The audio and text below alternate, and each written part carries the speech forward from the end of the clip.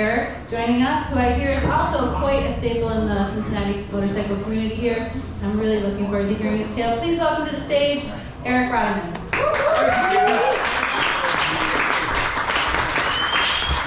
So, first I want to say, holy cow, Joel and John are just so polished. That might not continue. But my story's a little different than theirs. My story is actually an ode to motorcyclists, an ode to all of you. I want to thank all of you here today and the whole motorcycle family for the first that you brought into my life. I've been blessed to go places and do things I never would have dreamed of. I never would have even known to do if I hadn't known all of these people like you. I didn't grow up around motorcycles. I'm like Joel. I didn't grow up around a lot of things. I grew up in Claremont County, the next county east of here. For those of you that aren't local, it's, to put it mildly, a lot more rural than here. I grew up in a single-parent household without a lot of resources. I didn't know anybody that rode a motorcycle. As a friend once said, the only culture was in the buttermilk. In my early 20s, I had a girlfriend who had a motorcycle. She'd ridden since she was young, and when she moved in, she had a bright red Honda Interceptor. It didn't run when we met, and it actually never ran the whole time that we met. But it was always like this cherished object that we cared for. You know, we put it on the porch, we kept a cover of it, took care of it. One day knowing that, you know, we'd have the resources to get it fixed. But even in its non-running state, I knew it was an object of power, and I was drawn to it. So on a borrowed bike, my first ride on a motorcycle was behind my then girlfriend. And I think that's kind of cool. It also turns out that she was neighbors with John Kane when they lived in Carbondale, Illinois. And they both ended up here in the Cincinnati area separately. And that's how I met John. So surely that kind of coincidence must mean John and I were supposed to be friends. And I'm sure I'm a better person for it. I'm going to jump ahead a decade or so to 2008. There used to be a vintage BMW shop just a couple of blocks over this way, owned by a guy named Len Kirchhoff. I bought a bike from Len, and to put it mildly, he was a bit of a character. I bought a bike from Len, and we became pretty good friends. And when the movie, the Anthony Hopkins movie, The World's Fastest Indian, came out, he watched it with his wife, and at the end of the movie, his wife gave him, I'm sure, a very suspicious look and said, You're not gonna do that, are you? And he assured her, no, nothing like that. We started making plans the very next week. And it started with the simplest of questions from Len to me, which was, you want to go do that? And I said, yes. I had no idea what I was getting myself into. We built a 1955 BMW R50 and took it to Bonneville for the Bonneville Motorcycle Speed Trials, the motorcycle-only event. You guys have probably seen a lot of stuff about Speed Week, but there are motorcycle-only events, no cars. And in 2008 and 2009, Bonneville's an amazing place. In the morning, particularly at dawn, you can see the curvature of the earth on the horizon. The short course is 5 miles, so when you're at the start line, you can't see the finish line flags. The middle mile is timed, so you have 3 miles of full throttle, under constant throttle. That's like, give that a little perspective, that's like if you got on 75 here, you wouldn't let off the gas till the Norwood Lateral, and you would have till Cross County Highway to slow down. We set a couple of land speed records. Len set one, my wife Jessie set the other one. 108.931 miles an hour, that 0.31 is a point. Miles an hour. Now for a 55 vintage, 1955 500cc bike at 5,000 feet above sea level on salt, that's fast. Tim, you've got an R50. You've got a spicy R50. Yes. Did you do 108? You do.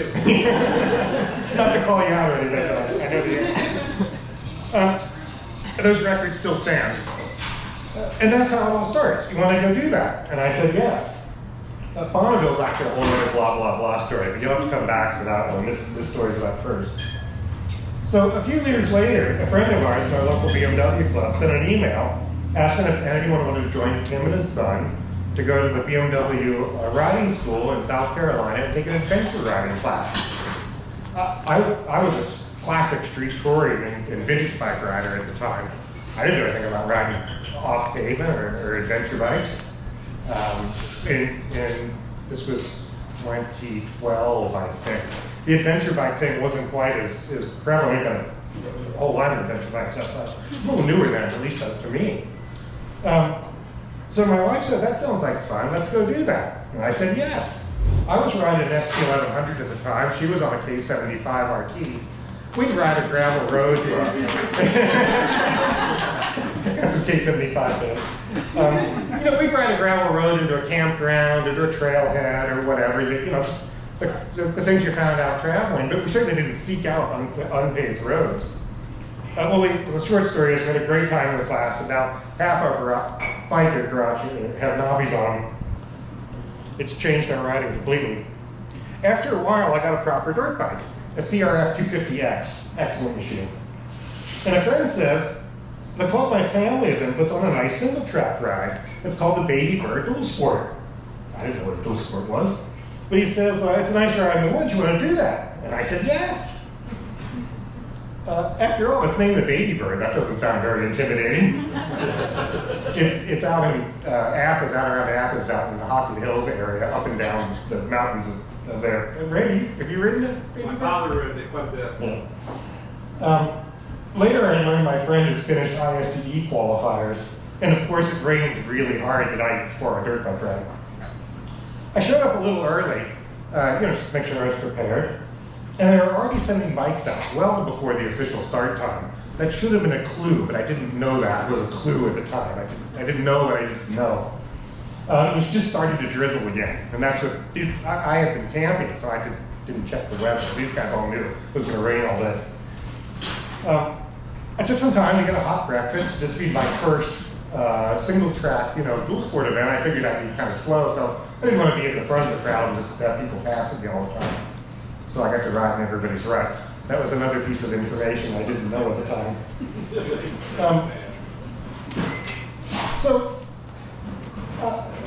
Somewhere through the route, there's this long uphill section. Rather down diagonal routes across the trail. Really kind of gnarly spot. And of course I fell over. Most of the way up the hill, I fell over. No big deal. But I could see the top. I feel like the top, it was just like right at the corner of the wall up there. If I could just get the bike up and make it up that little bit extra, I'd be through this. I'm pretty good at hill starts. I took a clinic with a guy named Jason Thomas. He taught us to do hill starts, because you can't win a race if you go all the way back down to the bottom. So I said, I'll get this. I left it out in the story, originally should be 3 tries. I collapsed it a little bit. But, so I picked the bike up and rolled back to a little flat spot and put my eyes up at the top where I want to go and just give it the beans. And I hit that route and that bike shot out sideways from underneath me and I went right to the ground. When I'd fallen the first time going up, I just ran out of momentum and just, fell over. This time I was on the gas hard, so I came off hard. Knocked the wind out of me. I'm on my hands and knees in the woods, in the rain, panting for breath, trying to catch my breath. And I hear another bike coming up the hill, and this guy just comes wheeling past me. He gives me a solid look, and I gave him what must have been the weakest of thumbs up. I was really to say, no, I don't actually need air care. So then I picked the bike up and did what I already knew I should have done from the start, which was go all the way back down to the bottom of the hill and hit it with what I now knew needed to be quite a bit of momentum, and made it up quite easily. I left out the part about really questioning my choices in life when I was sitting down the ground. I'm in my mid-40s here, and on my first proper single track ride. That theme will continue. By this point, the trail was just one long, skinny lake. The trail gets a little dished out, particularly from the other riders, and it's really just a flat plane of water the whole way along. You can't see any of the trail features. So I'm kind of bouncing off the edges of the ruts. You feel the side knobs start to dig in as you can correct this way a little bit. I pretty much rode the rest of the ride like a drunk guy going down a hallway, bouncing off the walls. I'm sure it wasn't pretty to watch. And once again, it started with that. It's just my friend Jesse saying, "You want to go do the dirt bike ride?" And I said yes. I was one of the last ones in for lunch. And I was feeling a bit defeated, because I was going to quit at lunchtime. And by the time I got back to the start point, everyone was packed up and gone. There was not a single other bike in that parking lot. And I learned later, a couple of weeks later, at a bike night, somebody said, "Oh, you did the Baby Bird a couple of weeks ago too?" "I did too." And I said, "Yeah, I quit at lunch." He said, "Dude, almost nobody went out after lunch." And you're probably some of the only people that'll get it when I say it was a great day in the woods. I was back at camp, man and machine were in one piece, or at least nothing old duct tape couldn't fix. I had a beer in my hand by 4 p.m., so I can't ask for better than that. That same friend that invited me to the adventure bike school that started all with this dirt riding thing did it again. He got my wife and I involved in leadership and some BMW motorcycle clubs. You wouldn't think my mild-mannered CPA accountant buddy from the Beamer Club would get me into so much trouble, but there it is. I guess don't judge a head by his helmet. Once again, our friend sent out an email, this time to my wife Jessie, who was on the board of the club at the time, asking if we wanted to go to South Africa. The International Clubs Council meeting was being held in South Africa that year, and the South African BMW Club asked if we wanted to come over a week early and they take us for a little ride around the Western Cape. Well, a little tip: when your wife says you want to do this crazy thing, you just say yes. You don't ask what it costs. You just say yes. That sounds great, Dave.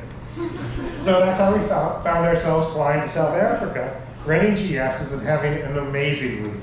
John, you've been there, right? You and Cynthia have been there. It's an amazing place. You're riding around the Cape of Good Hope.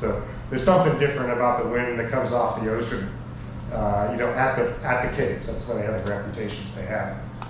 We're riding through the Karoo Desert, through the Fynbos, this low, brushy plain where rooibos tea comes from. You can reach out and grab some and put it in the water and make your tea right there. Up through Meeransport, past the waterfall and the gorge that connects the Klein Karoo, the small Karoo, to the greater Karoo Desert. It's just an amazing place. For a kid from Claremont County, this is some pretty exotic stuff. I felt like Rutger Hauer from the Blade Runner, right? I've seen the things you wouldn't believe. On that trip, I broke a chain outside of Berrydale, and one of the South African riders, Marius, had to tow me into the next town. That was another first. I'd never towed a motorcycle, bike to bike a long distance. I'm sure that the distance gets further every time I tell the story, but it was at least 20 miles. It wasn't just down to the end of the block. We've been on several trips with that group. Again, we were just in Berlin within the last month. And while I have my own adventurous streak, I was willing to get up in here and give this a go. I don't think I would have known to do any of those things entirely on my own. And in the beginning, especially growing up in a rural area without a lot of resources, I didn't know any motorcycle riders, much less racers, dirt bike riders, international travelers. But fortunately, I found all of you. In my mid-20s, I got my first motorcycle. Mid-30s, my first time racing at Bonneville. My 40s got me into riding dirt bikes for the first time. In my 50s now, I just started flat track racing. And I don't know what my next first is going to be, but I feel like there's a very high likelihood it will start with someone in this room asking that crucial question. Cannonball. Clearly I say yes, so. I've been fortunate to surround by people that have experience, knowledge, sometimes flawed knowledge, and as my friend Caitlin, who you'll meet later, might say, makes it extra spicy, who asked me if I want to go do that, and I've had the fortune to say yes. And for that, I want to thank each and every one of you. Thank you, everyone. What great motorcycle experiences do not start with firsts? I mean, it doesn't matter what age you are, just get out there and get started. I too started riding late in life. I think I was 30 when I took my MSF course, and here it is 17 years later, and still riding and still learning new things. I too have decided to at least train for a flat track. It's a lot of fun. So get out there and do it, and also treat yourself. If you finish a good hard day of a first, have that 4 p.m. beer and enjoy yourself, no matter what it is. And if it's not beer that you drink, whatever your beverage of choice is, but treat yourself. I mean, this is hard work. We're busy out there. We're putting ourselves on the line. So please be kind to yourself, and reward yourself with whatever your favorite treat is after a good first. So, thank you so much, Eric. Great tales.